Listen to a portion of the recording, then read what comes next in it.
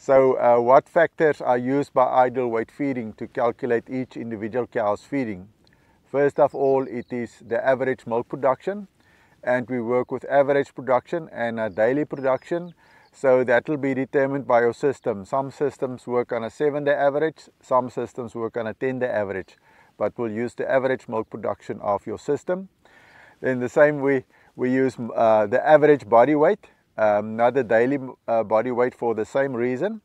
And then also what the system uses is milk as percentage of body weight that the system itself calculates.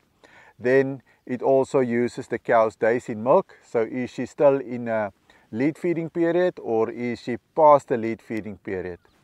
Then also days to dry off, because the system wants to know how far she is from drying off when it comes to body score.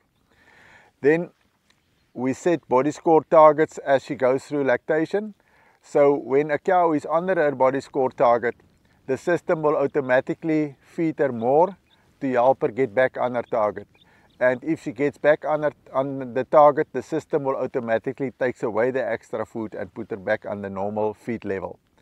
The settings in the menu is determined by how much the cows are receiving outside of the milking parlour, how much feed the individual cow will receive. So that will be determined by the quality and the quantity of feed that they are receiving outside the system. For instance, in a pasture-based system, sometimes of the year the cows only have pastures when there are a lot of pastures available. Other times of the year we don't have enough grass. Then we supplement with hay or silage, and that all will determine the milk potential from the feed outside of the dairy, and that will affect the menu settings, so that the feed that the cow is getting inside the dairy plus the feed she's getting outside the dairy will fulfill her nutritional requirements. And the same is also true when we talk about a total mixed ration system, where we will feed less concentrates on the outside, and the menus will be set according to what that group is getting outside the dairy in the mixer wagon.